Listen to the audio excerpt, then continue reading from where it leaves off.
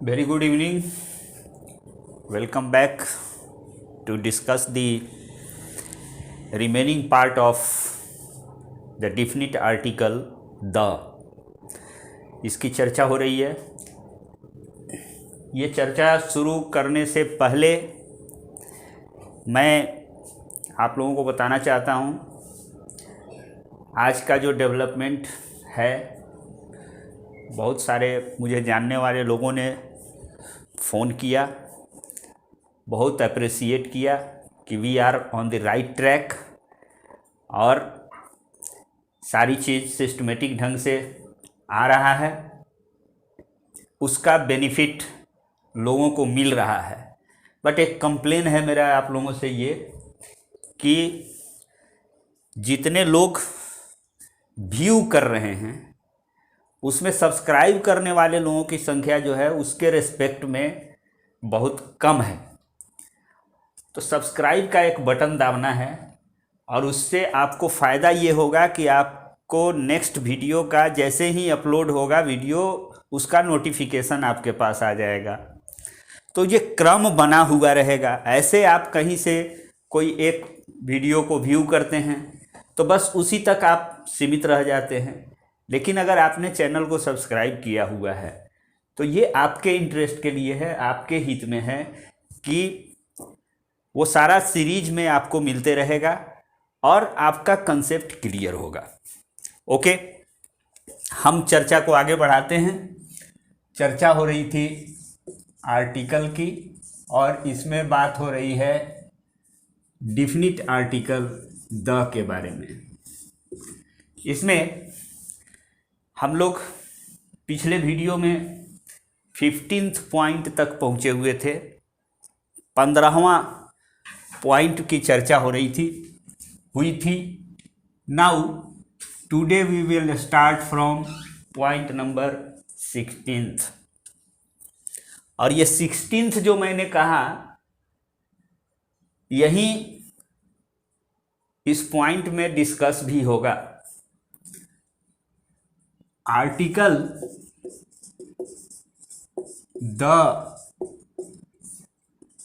is used before the ordinal numbers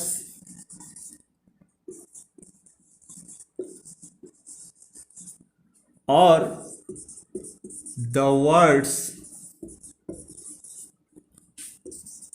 suggesting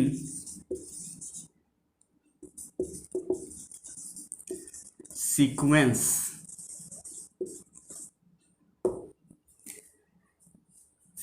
very important point is this।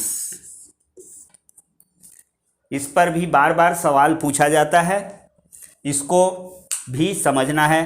मैं बार बार कह रहा हूँ कि आर्टिकल का हर पॉइंट और ख़ास तौर पर डिफिनिट आर्टिकल का हर पॉइंट बहुत ही अटेंटिवली और बहुत ही केयरफुली देखना है और समझना है, क्योंकि इसमें बहुत सारा एक्सेप्शन, इफ़, बट ये सब जुड़ा हुआ होता है। तो उस पर अगर आप कंसंट्रेट नहीं होंगे, उनका कंसेप्ट अगर आपको क्लियर नहीं होगा, then you will be in trouble. तो ये हमने कहा कि डिफिनिट आर्टिकल द का प्रयोग किया जाता है किसके लिए, किसके पहले? ऑर्डिनल नंबर्स की बात कर रहे हैं, या ऐसा वर्ड जो सीक्वेंस बताता हो। सीक्वेंस का मतलब होता है क्रम। ऑर्डिनल जो बना हुआ है, ये ऑर्डिनल शब्द जो बना है, ये बना हुआ है ऑर्डर से, और ऑर्डर का भी मतलब होता है क्रम। एवरीथिंग इज इन ऑर्डर, मतलब क्रमवार सिस्टमेटिक ढंग से कोई चीज़ रखा हुआ है। तो एक नंबर जो होता है वो ऑर्डिनल नंबर होता है। नंबर 3 तरह का होता है एक्चुअली। एक नंबर होता है, पहला नंबर होता है कार्डिनल, इसको समझिए। दूसरा होता है ऑर्डिनल, और तीसरा होता है, ये बी है, और सी होगा मल्टीप्लिकेटिव। ये 3 तरह के नंबर्स होते हैं। इसमें हम चर्चा कर रहे हैं for the purpose of using definite article the, हम चर्चा करेंगे सिर्फ ऑर्डिनल की। लेकिन आप समझ लीजिए थोड़ा सा कि ये नंबर कार्डिनल क्या होता है। कार्डिनल नंबर जो होता है वो होता है गिनती की संख्या, गिनती वाली संख्या। जैसे हम 1 कहें, 2 कहें, 3 कहें, 4 कहें, जितना भी कहें, ये जो हम गिनती के लिए जिस संख्या का प्रयोग करते हैं that is called cardinal number. Ordinal number क्या होता है? क्रम बताने वाली संख्या। जैसे हम कहते हैं फर्स्ट, सेकेंड, थर्ड, फोर्थ, ये सब जो है क्रम बताने वाली संख्या कहलाती है। इसको हम कहते हैं ordinal number. First, second, third, these are ordinal numbers. यहाँ ये क्या होगा? 1, 2, 3, जहाँ तक चले जाइए। गिनती के लिए जिसका आप प्रयोग कर रहे हैं वो होता है कार्डिनल नंबर। मल्टीप्लिकेटिव क्या होता है? ये गुना बताने वाली संख्या। जैसे हम कहते हैं 2 गुना, 3 गुना, 2 गुना वृद्धि हो गई किसी चीज़ की। तो जैसे हम double, triple,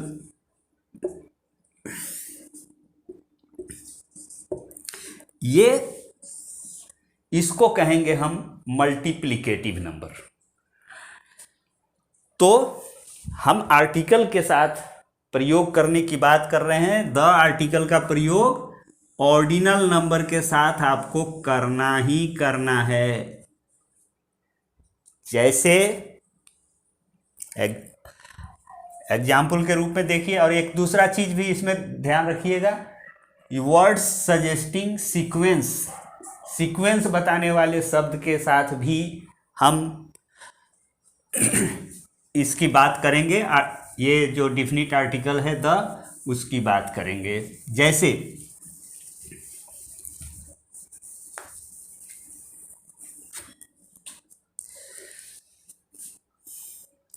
the first page of the book is torn। ये सेंटेंस है। क्या कह रहे हैं? किसी किताब के बारे में कह रहे हैं कि किसी किताब का पहला पन्ना, अगर हम यहां पर लिखते कि 1 पेज ऑफ द बुक,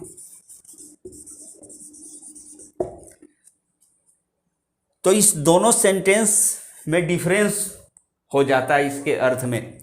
यहाँ अगर हम कहते 1 page of the book is torn, इसका मतलब कि किताब का कोई पन्ना, वो हो सकता है 33वां पन्ना हो सकता है 73वां पन्ना हो, 77वां पन्ना हो, कोई एक पन्ना उसका फटा हुआ है। बट जब हम कहते हैं the first page of the book is torn, it means वो पहला पन्ना जिस पर पेज नंबर 1 लिखा हुआ है वो पन्ना फटा हुआ है। तो क्या हो गया ये भाई? ये तो स्पेसिफिक हो गया। जब हम जैसे ही कहते हैं कि पहला पन्ना फटा हुआ है, इट मीन्स पेज नंबर 1 फटा हुआ है। पेज नंबर 1 फटा हुआ है, इट मीन्स कोई स्पेसिफिक, कोई सर्टेन, कोई डिफिनिट पेज फटा हुआ है।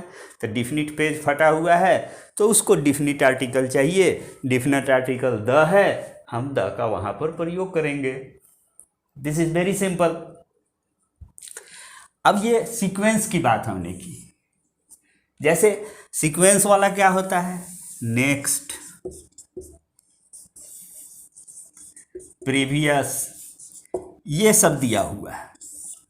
ये क्या बताता है? नेक्स्ट मतलब अगला, अगला मतलब अभी, अगला मतलब 17th पॉइंट, इसके बाद जो पॉइंट आएगा वो प्रीवियस का मतलब क्या हुआ, 15th पॉइंट, मतलब इसके जस्ट बाद में था, तो वो भी स्पेसिफाइड होता है, वो भी स्पेसिफिक होता है, वो भी सर्टेन होता है। मतलब जैसे हम कहें कि next point in the use of definite article the will be the 17th point. तो वो 17वां एक डिफिनिट बात की जा रही है, एक स्पेसिफिक बात की जा रही है, क्रम की बात की जा रही है, इसलिए वो स्पेसिफाइड हो गया।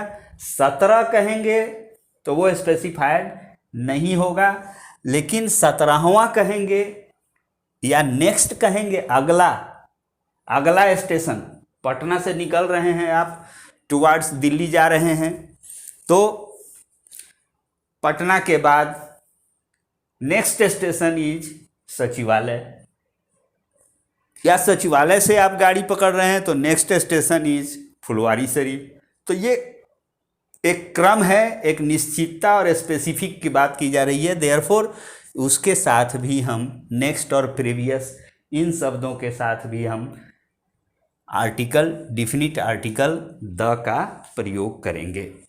तो ये ऑर्डिनल नंबर और सीक्वेंस बताने वाले शब्दों के बारे में ये बात हुई। नाउ 17th पॉइंट,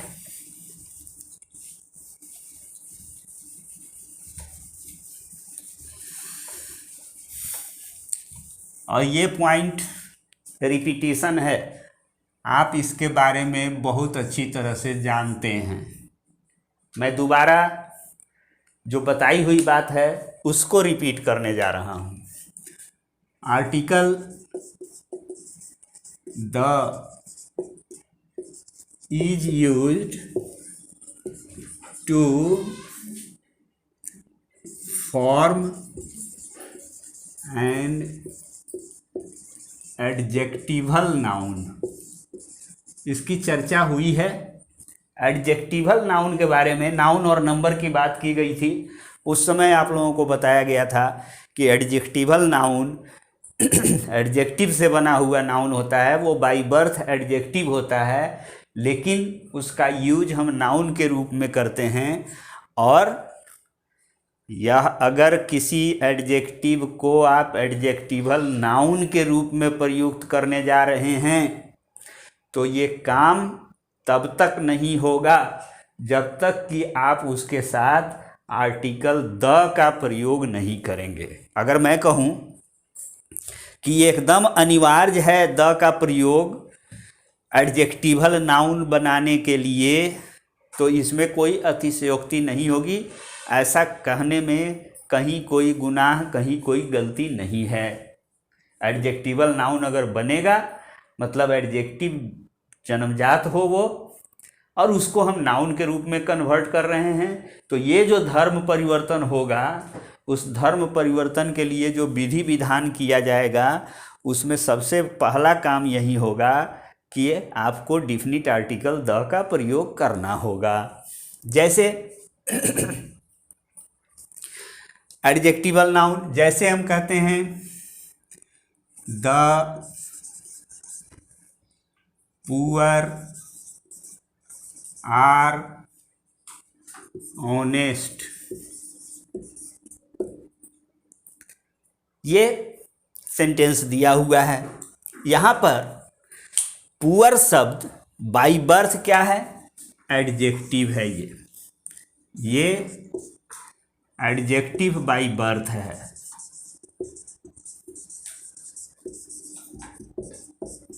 जैसे पुअर बॉय लिखते हैं आप, पुअर गर्ल लिखिए, पुअर वुमेन लिखिए, जो भी लिखना है लिखिए। तो ये किसी नाउन को क्वालिफाई करने के लिए आ रहा है, एडजेक्टिव के रूप में इसका प्रयोग किया गया है। बट ये अपने आप में यहाँ पर जो इसका प्रयोग किया गया है, ये प्रयोग एडजेक्टिव के रूप में नहीं किया गया है, क्योंकि एडजेक्टिव किसी नाउन को क्वालिफाई करता है। यहाँ कोई नाउन नहीं आया हुआ है। Therefore this word has not been used as an adjective in this sentence. तो क्या है भाई ये इस वाक्य में सब्जेक्ट का काम कर रहा है, और आप जानते हैं कि सब्जेक्ट का काम करने का अधिकार, पावर जो है वो दो ही तरह के शब्दों को मिला हुआ है। या तो श्रीमान नाउन जी सब्जेक्ट का काम करेंगे, या श्रीमान प्रोनाउन जी वो काम करेंगे। इसके अलावा कोई भी सब्जेक्ट का काम किसी भी तरह कोई दूसरा वर्ड नहीं कर सकता है। एनीवे, तो ये इस वाक्य में सब्जेक्ट है। सब्जेक्ट है तो मतलब या तो नाउन होगा या प्रोनाउन होगा। प्रोनाउन ये नहीं है, क्योंकि प्रोनाउन की संख्या सीमित है, लिमिटेड है। जब प्रोनाउन चैप्टर शुरू होगा इसके बाद तो आप उसके बारे में जानेंगे डिटेल में, बट ये प्रोनाउन नहीं है। अभी आप हमारी बात मान के ये कहिए कि ये प्रोनाउन नहीं है। तो प्रोनाउन नहीं है, लेकिन इस वाक्य में ये सब्जेक्ट है। और सब्जेक्ट हम जानते हैं कि दो ही तरह का शब्द बन सकता है, प्रोनाउन बनेगा नहीं तो नाउन बनेगा। प्रोनाउन छट गया इसमें से, ये प्रोनाउन नहीं है, तो बचा क्या? नाउन। मतलब यहाँ इस शब्द का प्रयोग नाउन के रूप में किया गया है, लेकिन ये जन्म लिया है एडजेक्टिव फैमिली में। तो इसका जब हम नाउन बनाए तो कुछ संस्कार करेंगे, इसका वो संस्कार होगा एडजेक्टिव से नाउन बनने के लिए संस्कार होगा, ये संस्कार होगा। इसको डिफिनिट आर्टिकल द का प्रयोग करेंगे। और आपको नाउन एंड नंबर में बताया गया है कि जितना भी एडजेक्टिवल नाउन होता है वो बिना एस ई एस लिए हुए हमेशा प्लुरल होता है। देयरफॉर हम यहाँ इसको प्लुरल वर्ब का प्रयोग किए हैं। यहाँ सिंगुलर अगर वर्ब दे देते तो गलत हो जाता। अगर हम इसको लिख देते द पुअर्स आर ऑनेस्ट, तब भी गलत हो जाता।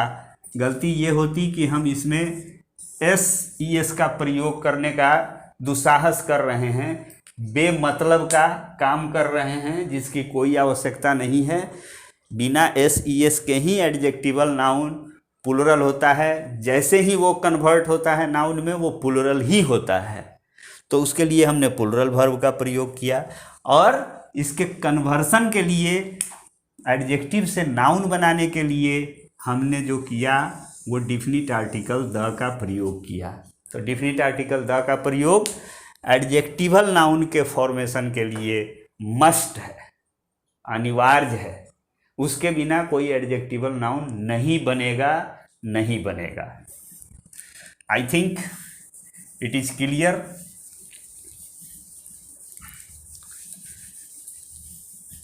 Now point number 18,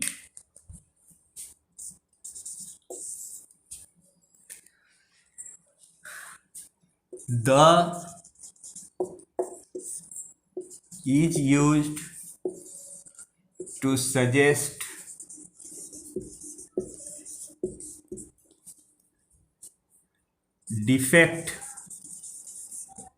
defect or injury in the part of the body। अगर शरीर के किसी अंग में, किसी भाग में हम डिफेक्ट की बात करें या इंज्यूरी की बात करें पार्ट ऑफ द बॉडी में, तो वहाँ पर आर्टिकल द का प्रयोग किया जाएगा। कैसे? जैसे हम कहें कि he shot the tiger in head, ये सेंटेंस है। ये सेंटेंस गलत है। ये गलती किस चीज से रिलेटेड है? आर्टिकल से रिलेटेड गलती है। क्या गलती हो गई है भाई? आर्टिकल तो यहां आया हुआ है,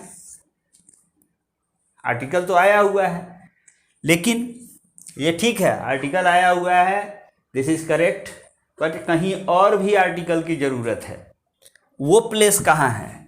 वो प्लेस यहाँ पर है जहाँ आर्टिकल होना चाहिए था, वो नहीं दिया गया है। क्यों होना चाहिए था? अब ये सवाल कर सकते हैं आप कि why should there be an article in this place, what is the reason? तो रीज़न जो अभी पॉइंट आपको बताया जा रहा है कि अगर शरीर के किसी अंग में कोई डिफेक्ट की बात की जा रही हो, कोई इंजरी की बात की जा रही हो, चोट की बात की जा रही हो, या कोई खामी है, कोई दोष है उस पार्ट में, तो वहाँ पर हम जो है उस पार्ट के नाम के पहले डिफिनिट आर्टिकल द का प्रयोग करते हैं। क्यों करते हैं? क्योंकि हम उस पर्टिकुलर पार्ट के बारे में कह रहे हैं कि यह डिफेक्टिव है या इसमें इंजरी है। तो यहाँ अगर हम इस सेंटेंस को लिखते कि he shot the tiger, the इसलिए आया यहाँ पर क्योंकि हम एक पर्टिकुलर किसी बाघ को मारा गया है उसकी बात कर रहे हैं, तो ये स्पेसिफाइड है, ये डिफिनिट है, ये सर्टेन हो गया बाघ, इसलिए उसको हम द दिए, डिफिनिट होने के कारण डिफिनिट आर्टिकल यहाँ दिए। और फिर आगे भी टाइगर इन द हेड, ये हम लिख देंगे, हमारा सेंटेंस सही होगा, इसमें कोई दिक्कत नहीं है। नाउ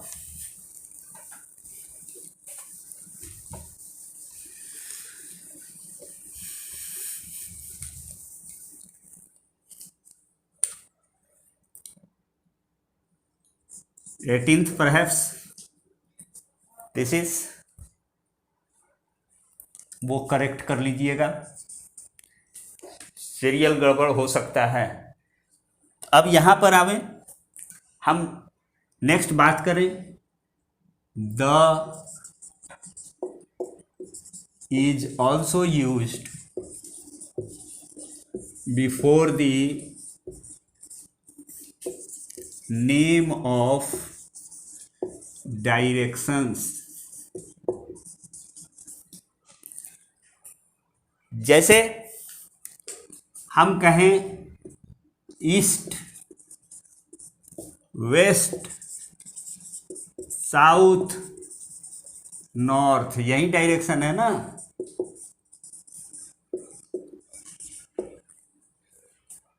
इसके साथ हम डिफिनिट आर्टिकल द का प्रयोग करते हैं।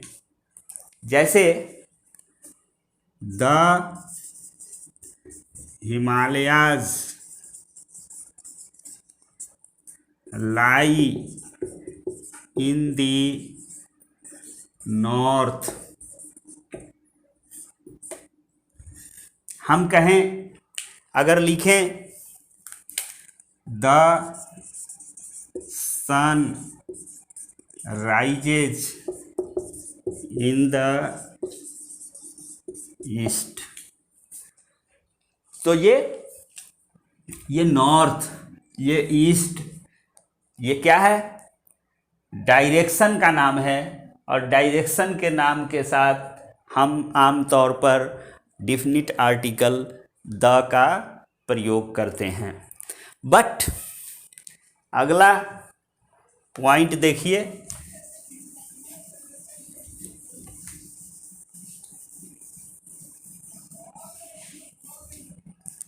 पॉइंट नहीं, इसको ऐसे ही समझिए कि बट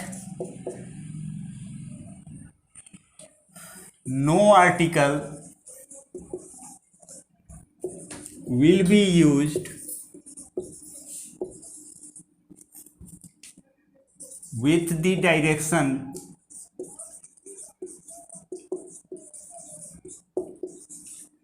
if written, उसको कैसे लिखा गया हो, उसको लिखा गया हो कि from north to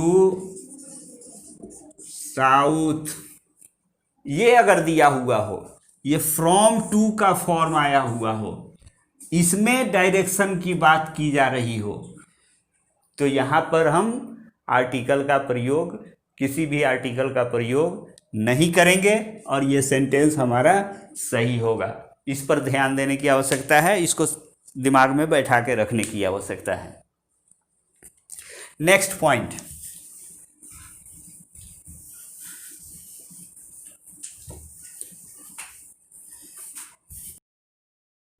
next point that is 20th point, 20वां। अब article the is used before the names of hotels or theaters। Cinema hall, theatres मतलब होता है सिनेमा हॉल या होटल, इस सब के नाम के पहले आर्टिकल द का प्रयोग, डिफिनिट आर्टिकल द का प्रयोग किया जाता है। जैसे द ताज, अब ये ताजमहल के पहले भी लगाया गया था, बट वहाँ पर वो हिस्टोरिकल मोनूमेंट होने के कारण उसके साथ द का प्रयोग किया गया था। यहाँ हम उस होटल की बात कर रहे हैं जो मुंबई में है, ताज ग्रुप का होटल, जहाँ पर आतंकी हमला हुआ था, उसकी बात हो रही है। The Maurya,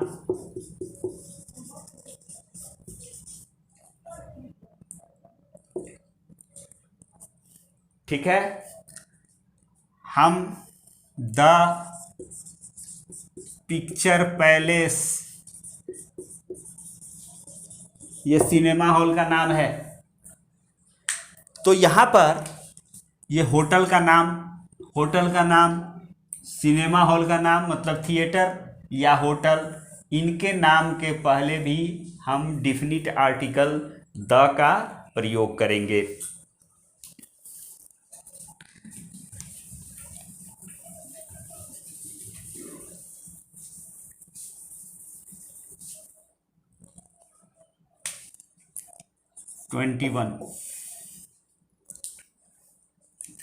This article is also used to suggest, क्या? This one,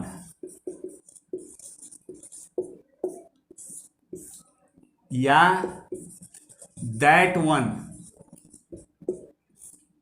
इसको हिंदी में यहीं वहीं इस सेंस में अगर प्रयोग किया जा रहा हो कहीं पर, यही चीज है जो मैं खोज रहा था, यही कलम है जिसकी मैं तलाश कर रहा था। वो जैसे हम कहते हैं दिस इज ए पेन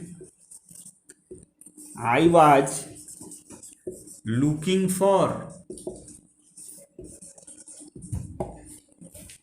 ये साधारण सा सेंटेंस, बट असाधारण सी गलती इसमें हुई है। This sentence is an incorrect sentence, incorrect हो गया है। क्या, कौन सी गलती हुई है?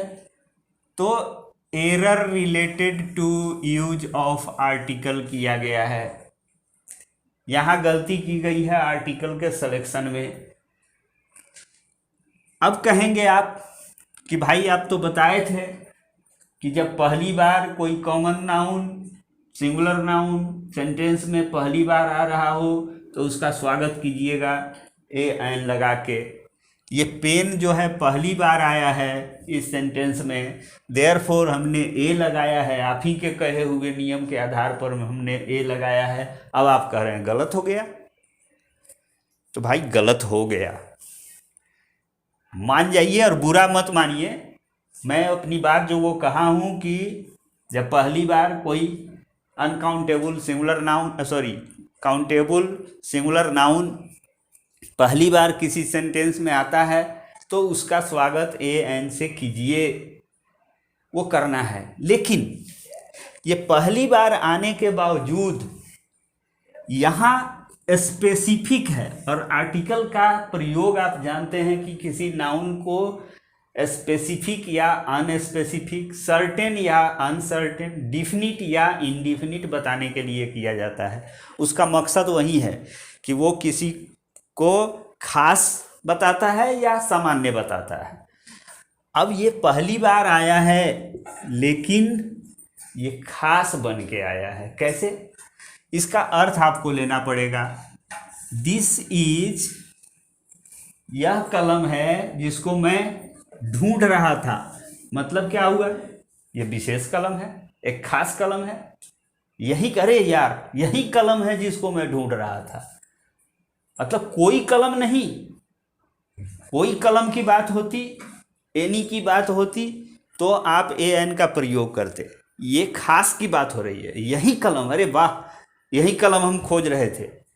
तो this is specific, therefore you will have to write this is the pen I was looking for. अब इतना अगर आपने कर दिया, यहाँ ए को हटा के द बैठा दिया तो आपका सेंटेंस करेक्ट हो गया। देखिए आर्टिकल के गलत यूज से क्या इफेक्ट हो रहा है। ये सेंटेंस गलत हो गया था, सिर्फ सिलेक्शन ऑफ आर्टिकल जो है वो हमारा गलत आर्टिकल सेलेक्ट हो गया था, therefore sentence had become incorrect sentence. But now when we have replaced this a by the definite article the, उसको हमने रिप्लेस किया, हटाया और उसकी जगह पर सही आर्टिकल लगाया, मिजाज मस्त हो गया, ये सेंटेंस करेक्ट हो गया। इसमें तो कहीं भी अगर आपको ये इस अर्थ में एक्सप्रेशन आ रहा हो, यही वही वही चीज चाहिए हमें, that is the thing I want, that is the point I wanted to discuss, वही पॉइंट है, वही बिंदु है, वही चीज है जो मैं चाह रहा था या जिस पर मैं चर्चा करना चाह रहा था। तो यही वही का जहाँ पर एक्सप्रेशन होगा वहाँ पर भी वो स्पेसिफाइड हो जाता है, डिफिनिट हो जाता है। देयरफॉर आपको डिफिनिट आर्टिकल द का प्रयोग करना है। उसके बाद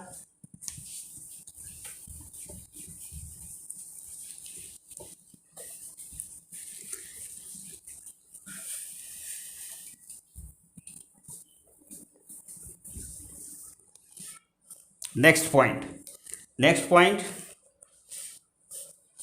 22 नंबर, एक मोस्ट शब्द है, बहुत छोटा सा शब्द है लेकिन ये मस्त शब्द है और बहुत खतरनाक शब्द है। Most, MOST। इसके बारे में, इनके बारे में जानिए कि ये कितने दुर्जन या सज्जन हैं। इसका दो अर्थ होता है। मोस्ट का अर्थ होता है सर्वाधिक, और मोस्ट का दूसरा अर्थ होता है, इसी स्पेलिंग के साथ मोस्ट का दूसरा अर्थ होता है अधिकांश।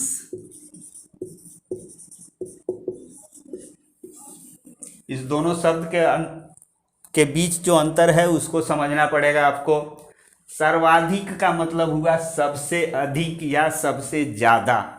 मतलब कल बताया गया था आप लोगों को सुपरलेटिव एडजेक्टिव के बारे में, सबसे कम, सबसे ज्यादा, सबसे अच्छा, सबसे बुरा।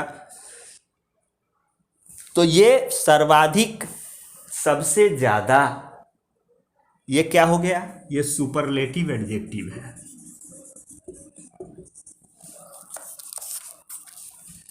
और अधिकांश का मतलब क्या हुआ?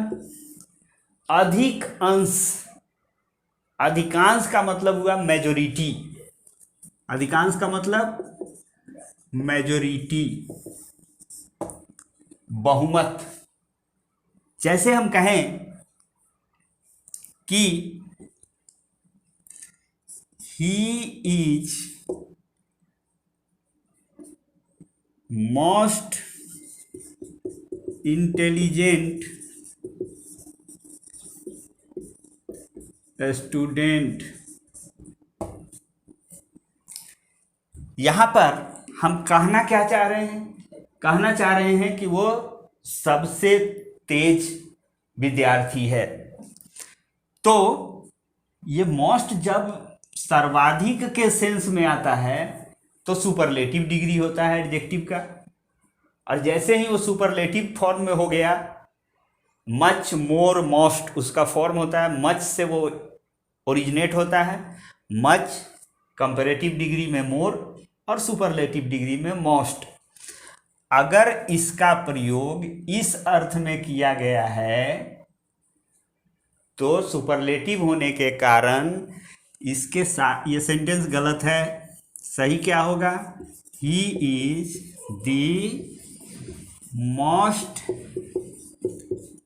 Intelligent student. ये आपको लिखना पड़ेगा। क्यों लिखना पड़ेगा? क्योंकि ये सुपरलेटिव डिग्री में है। मोस्ट इंटेलिजेंट सबसे तेज, ये सुपरलेटिव है।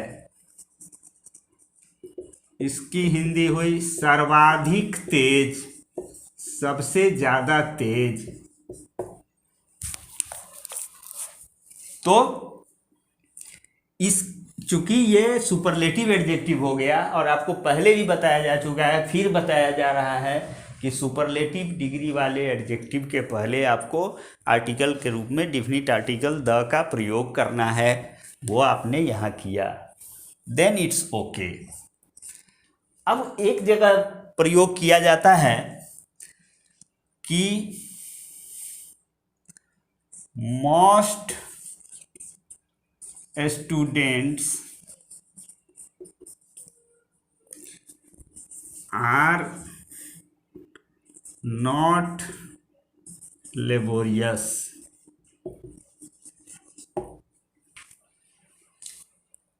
अब यहां पर देखिए, ये सेंटेंस सही है। यही मोस्ट यहां पर आया था, द नहीं लगाए थे, तो यहां द नहीं लगाने के कारण आपका सेंटेंस गलत हो गया था। द दे दिए थे तो सही हो गया था। अब यहां पर ये मोस्ट आया हुआ है, बट मैं कह रहा हूं कि ये सेंटेंस सही है। तो बिल्कुल मैं जो कह रहा हूं वही कह रहा हूं, उस पर मैं अडिग भी हूं। यहां मोस्ट का जो अर्थ है वो सर्वाधिक नहीं है। मोस्ट का अर्थ अगर सर्वाधिक होगा तो द होगा ही होगा, इसमें कहीं कोई कंफ्यूजन नहीं रखना है।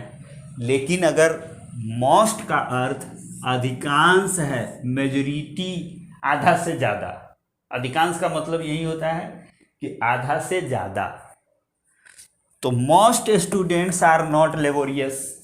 अगर हम ये कह रहे हैं तो इसका मतलब हुआ सर्वाधिक बच्चे, सर्वाधिक विद्यार्थी लेबोरियस नहीं है, ये अर्थ नहीं होगा इसका। इसका अर्थ क्या होगा? अधिकांश स्टूडेंट्स लेबोरियस नहीं हैं, मेहनती नहीं हैं, ये इसका अर्थ होगा। तो जैसे ही सर्वाधिक के अर्थ में मोस्ट का प्रयोग किया जाएगा तो आर्टिकल द आएगा। अगर इसका प्रयोग किया जा रहा हो किसके रूप में? अधिकांश के अर्थ में, मेजॉरिटी के अर्थ में इसका प्रयोग किया जा रहा हो तो इसके साथ आर्टिकल का प्रयोग नहीं किया जाएगा। नेक्स्ट 30th पॉइंट, 23rd,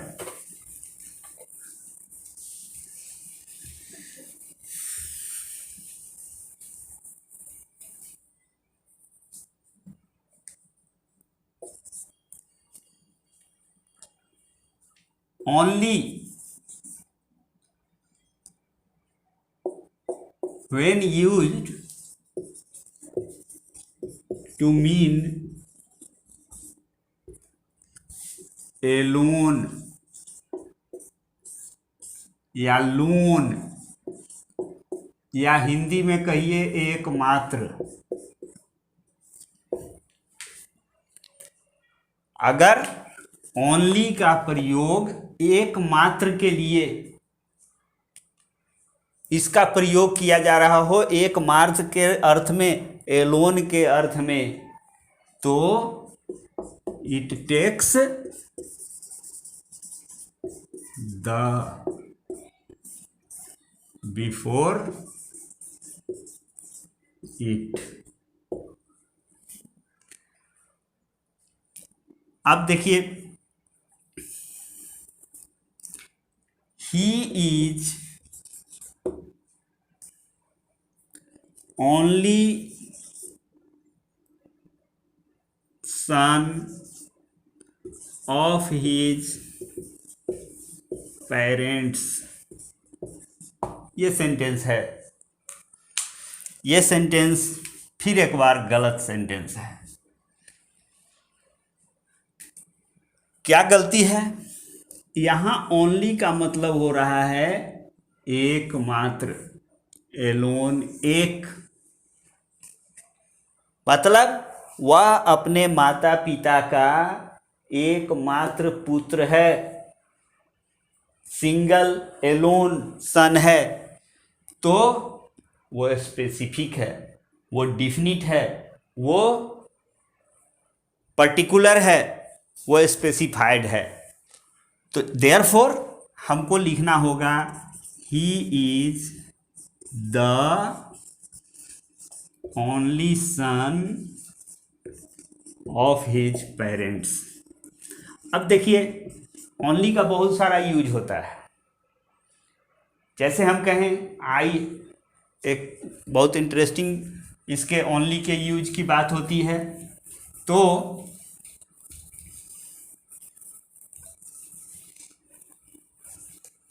उसको समझिए जरा, थोड़ा सा इंटरटेनमेंट हो जाए।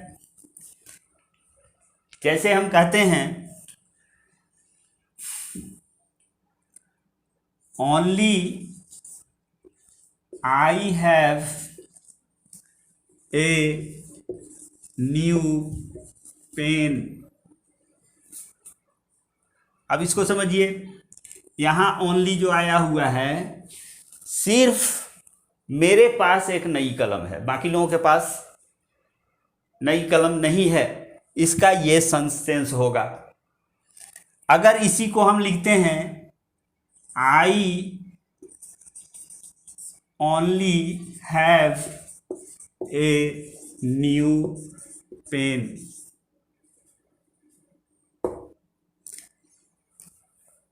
मैं सिर्फ कलम रखता हूं, एक नया कलम मेरे पास है, लिखने उखने का काम हमको नहीं आता है। I only have a pen, a new pen, मतलब पॉकेट में मैं रखता हूं, उसका कोई काम नहीं है।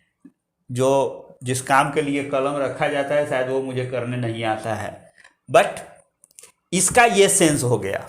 अब अगर इसी को आप लिखते हैं I have only a new pen, अब इसका अर्थ बदल जाएगा।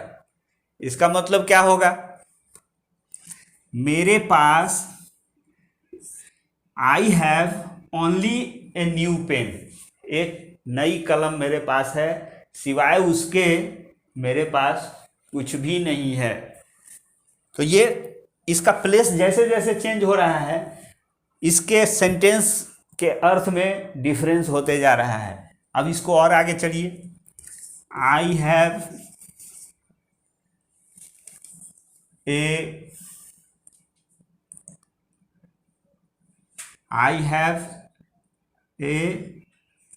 न्यू पेन तो रहेगा साथ, ओनली, मतलब सिर्फ एक न्यू पेन है। इसका भी कुछ हद तक इससे मिलता जुलता मीनिंग होगा, लेकिन थोड़ा सा चेंज्ड वे में उसका टोन बदला हुआ रहेगा। तो ये हमको इससे हमको मतलब नहीं है। हमने कहा कि ओनली का प्रयोग आर्टिकल के प्रयोग की बात जब कर रहे हैं तो ओनली का अगर मीनिंग हो रहा है एकमात्र, सिंगल, एलोन, तो वैसी स्थिति में डिफिनेट आर्टिकल द का प्रयोग आप कीजिएगा। Now 24th,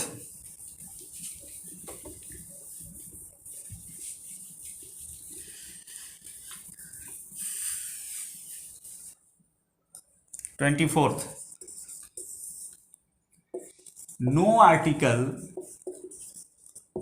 is used before the name of languages,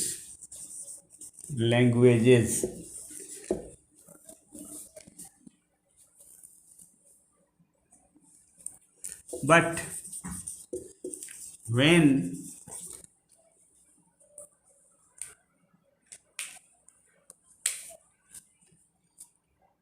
the same is used to suggest citizenship, नागरिकता,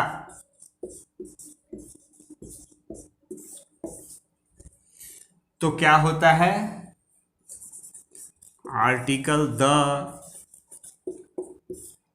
is used before it। हमने कहा कि लैंग्वेज के नाम के पहले, जैसे हम कहें हिंदी, इंग्लिश,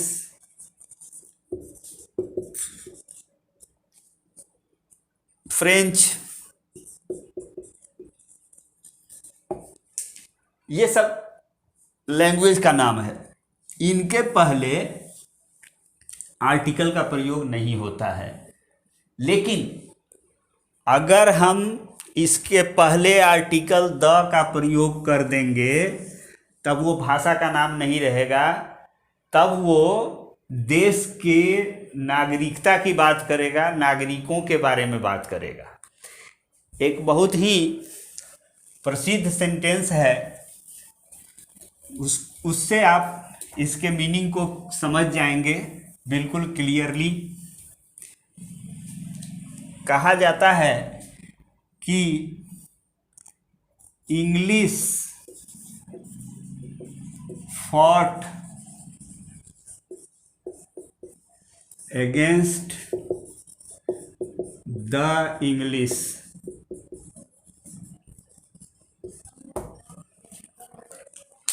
बस इस सेंटेंस को समझ जाइए, आप इस पॉइंट को पूरी तरह से समझ जाएंगे, इसमें कहीं कोई दिक्कत आपको नहीं होने वाली है। यहाँ कहा जा रहा है इंग्लिश फॉट, अंग्रेजी ने लड़ाई लड़ी अगेंस्ट द इंग्लिश। देखिए बड़ा इंटरेस्टिंग है ये, यहाँ द आ गया इंग्लिश के पहले, यहाँ कोई आर्टिकल नहीं आया, तो दोनों के अर्थ में परिवर्तन हो गया। यहाँ अंग्रेजी मतलब भाषा, और यहाँ ये अंग्रेज, इंग्लिश मैन। अंग्रेजी ने अंग्रेजों के विरुद्ध लड़ाई लड़ी। ये क्या क्या कहना चाह रहे हैं भाई, ये क्या है? तो ये कहा जाता है कि लॉर्ड मैकाले ने अंग्रेजी शिक्षा को इंट्रोड्यूस किया इंडिया में ड्यूरिंग ब्रिटिश रूल, और जब भारतीय लोग अंग्रेजी भाषा समझने लगे तो उनको अंग्रेज़ों की पॉलिसी समझ में आने लगी, और नतीजा ये हुआ कि भारतीय अंग्रेजी भाषा के माध्यम से अंग्रेज़ों की जो हमारे विरुद्ध चलने वाली नीति थी, पॉलिसीज़ थी, उसको समझा, और तब उनका विरोध शुरू हुआ, और अंततः वो विरोध जो है वो अंग्रेज़ों की यहाँ से विदाई में परिणत हो गया। तो मतलब कहना ये है कि विदाउट द इंग्लिश जो आया है वो भाषा के लिए है, और विथ द जो इंग्लिश है वो अंग्रेज़ों के लिए है। अगर हम फ्रेंच लिखते हैं तो इसका मतलब हुआ फ्रांसीसी भाषा, फ्रेंच भाषा का नाम है। लेकिन अगर हम द फ्रेंच लिखते हैं तो इसका मतलब हो जाएगा फ्रांस के वासी या निवासी या नागरिक। तो ये चीज़ है, भाषा के नाम के साथ हम आर्टिकल का प्रयोग नहीं करते हैं, लेकिन अगर द का प्रयोग उसके पहले कर देंगे हम तो वो वहाँ के सिटीजन्स के बारे में, किसी देश के नागरिक के बारे में उसका एक्सप्रेशन, उसका मीनिंग आएगा। तो that's all for the day. Now हम आगे जो चर्चा होगी हमारी वो होगी ये नो नाउन, नो आर्टिकल की। Okay, thank you, good bye.